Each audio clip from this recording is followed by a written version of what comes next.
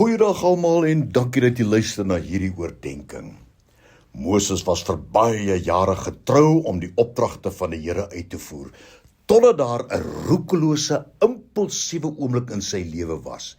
Die Here het vir Moses gesê om met die rots te praat en water sou uitkom, maar Moses was kwaad vir die volk en in sy woede het hy die rots geslaan. En hierdie impulsiewe optrede van Moses was die rede waarom hy nie die beloofde land ingegaan het nie.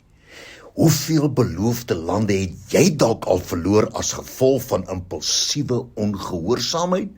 En indien jy iets doen wat jy weet nie reg is in die oë van die Here nie, dan is dit ongehoorsaamheid. Ons lees in Filippense 2 vers 8 die volgende aangaande die gehoorsaamheid van Jesus aan die wil van God.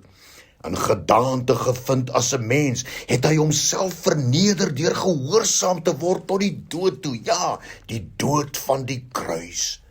Maar kom ons kyk na die gebed wat Jesus gebid het die aand toe hy gevange geneem is, om later aan die kruis 'n wrede dood te sterf.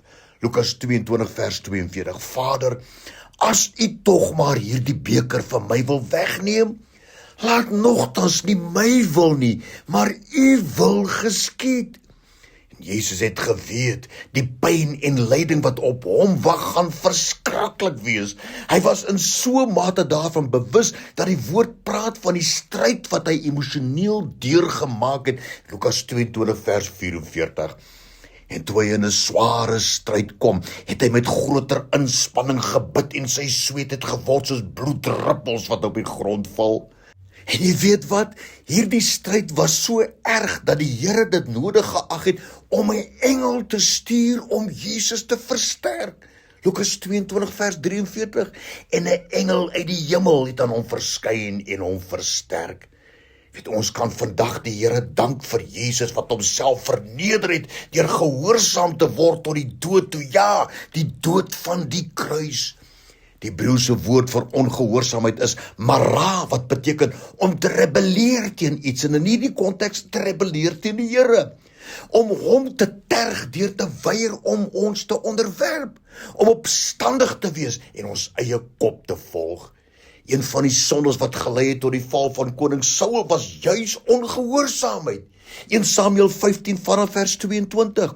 Daarop sê Samuel, het die Here behaag in brandoffers en slagoffers soos in gehoorsaamheid aan sy stem? Kyk, om gehoorsaam te wees is beter as slagoffer, om te luister beter as die vet van ramme.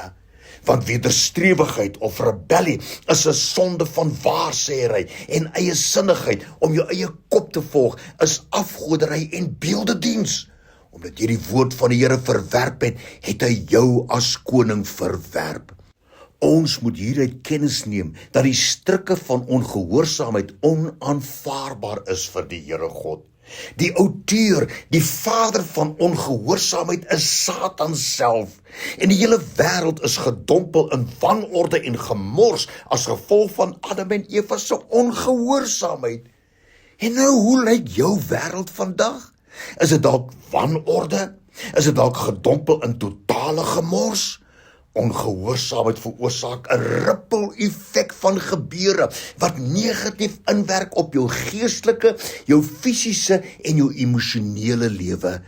Die Here gee om vir jou en daarom wil hy nie hê dat jy vasgevang word in die strikke van ongehoorsaamheid nie. Moenie jouself flous nie. Deur vlerk te sleep met ongehoorsaamheid is 'n baie gevaarlike speletjie. En dan, ons gehoorsaamheid is ons geskenk aan die Here God. Dankie daarvoor, Here. In Jesus naam, help ons om altyd gehoorsaam te wees. Amen.